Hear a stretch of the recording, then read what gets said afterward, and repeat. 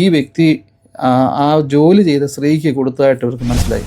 കട്ടിലയിൽ നിന്നൊന്ന് എഴുന്നേക്കാൻ വയ്യാത്ത ആ മനുഷ്യനും ഈ വേലക്കാരും തമ്മിൽ ഒരു അവിഹിത ബന്ധമുണ്ടെന്ന് ഈ മക്കൾ. നമസ്കാരം.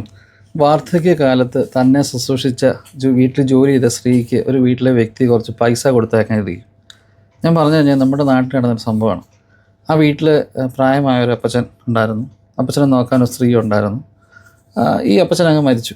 ഈ അപ്പച്ചൻ മരിച്ചു കഴിഞ്ഞപ്പോൾ അവരുടെ മക്കളൊക്കെ വന്നിട്ട് പെട്ടെന്ന് തന്നെ അവരങ്ങ് തിരിച്ചു പോവാണ്, ജോലി സ്ഥലത്തൊക്കെ പോവാണ്. പക്ഷെ പോകുന്നതിന് മുമ്പായിട്ട് ഈ വസ്തുവകകളും കാര്യങ്ങളൊക്കെ എന്ത് ചെയ്യണം എന്ന് അറിയാനായിട്ട്, അല്ലെങ്കിൽ വീതം വെക്കണം, അല്ല വസ്തുവിനകത്തൊരു കാര്യത്തിലൊരു തീരുമാനം ഉണ്ടാക്കണം എന്ന് വെച്ചിട്ട് അവർ തന്നെ കുടുംബത്തിലെ ഒരു മുതിർന്നൊരു വ്യക്തിയെ വിളിച്ചു വരുത്തി സംസാരിക്കാനായിട്ട്. അപ്പോൾ മക്കൾ തമ്മിൽ അത്ര ചേർച്ചയൊന്നുമല്ല, എല്ലാവരും നല്ല കാശുള്ള ആൾക്കാരാണ്. അപ്പോൾ ആ വ്യക്തി വന്നപ്പെട്ട് പറഞ്ഞു, നിങ്ങളുടെ അപ്പൻ കൃത്യമായ വിൽപ്പത്രവും കാര്യങ്ങളൊക്കെ എഴുതി വെച്ചിട്ടുണ്ട്, അത് ബാങ്കിൽ ലോക്കലിലുണ്ട്. അപ്പോൾ ഇനിവേ നിങ്ങൾ അടുത്ത ദിവസം പോകുമ്പോൾ ബാങ്കിൽ പൈസയൊക്കെ നിങ്ങൾക്ക് എടുക്കാവുന്ന രീതിയിലൊക്കെ ആക്കി വെച്ചേക്കെന്ന് പറഞ്ഞു. അങ്ങനെ ഒരു ബാങ്കിൽ ചെന്നപ്പോൾ ഒരു നല്ലൊരു എമൗണ്ട്, അതായത് അത്യാവശ്യം മോശമില്ലാത്ത നല്ലൊരു എമൗണ്ട് ഈ വ്യക്തി ആ ജോലി ചെയ്ത സ്ത്രീക്ക് കൊടുത്തതായിട്ട് ഇവർക്ക് മനസ്സിലായി. അയ്യോ, ബഹളമായി, ഭയങ്കര ബഹളം. അപ്പം എന്തിനു കൊടുത്തു, അങ്ങനെ അവർക്ക് കൃത്യമായ ശമ്പളം കൊടുക്കുന്നുണ്ടല്ലോ, ഇത്ര എമൗണ്ട് എന്തിന്. ഇപ്പം ഇവരുടെ മക്കളുടെ പേര് നല്ലപോലെ സ്വത്തും എല്ലാ കാര്യങ്ങളും ഉണ്ട്, എന്നിട്ട് പോലും ഇവർ ഭയങ്കര ബഹളം. അപ്പം അവസാനം ഈ കട്ടിലയിൽ നിന്നൊന്ന് എഴുന്നേക്കാൻ വയ്യാത്ത ആ മനുഷ്യനും ഈ വേലക്കാരും തമ്മിൽ ഒരു അവിഹിത ബന്ധമുണ്ടെന്ന് ഈ മക്കളും മരുമക്കളും ചേർന്ന് പറഞ്ഞ് പിടിപ്പിച്ചു വീട്ടുകാർക്കിടയിൽ. കാരണം പൈസയാണല്ലോ വിഷയം. എനിവേ, ഈ മക്കളുടെ ഈ വൃത്തികേട് അപ്പൻ നേരത്തെ കണ്ടായിരിക്കും. അയാൾ കൃത്യമായ രീതിയിൽ വിൽപത്രം എഴുതി വെച്ചിട്ടുണ്ട്.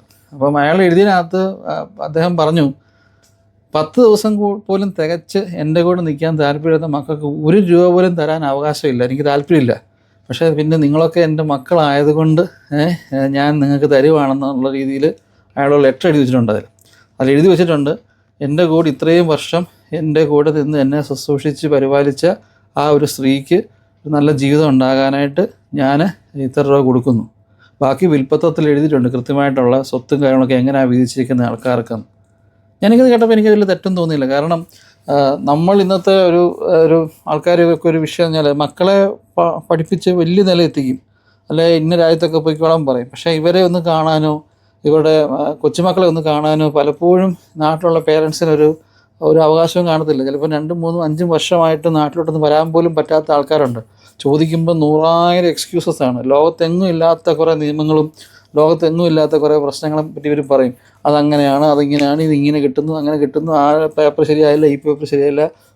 അതാണ് ആ മനുഷ്യൻ പറഞ്ഞത്, ഒരു 10 ദിവസം തികച്ച് എൻ്റെ കൂടെ നിൽക്കാൻ താല്പര്യമില്ലാത്ത മക്കൾക്ക് ഞാൻ എന്ത് തരാനാണ്? എൻ്റെ സ്വത്തിന് മാത്രം അവർക്ക് അവകാശമുണ്ട്, പക്ഷേ മക്കളായതുകൊണ്ട് ഞാൻ കൊടുക്കുവാണ്. ഞാൻ പറഞ്ഞേ, ചില വീട്ടിൽ നടക്കുന്ന കാര്യങ്ങളാണ്. മക്കളെന്ന് പറഞ്ഞു കഴിഞ്ഞാൽ എല്ലാവരെയും ഞാൻ കുറ്റം പറയല്ല, എന്നാൽ ചിലയിടത്തൊക്കെ എന്നാൽ ഈ വ്യക്തികളൊക്കെ ഇഷ്ടംപോലെ പൈസയുള്ള ആൾക്കാരാണ്.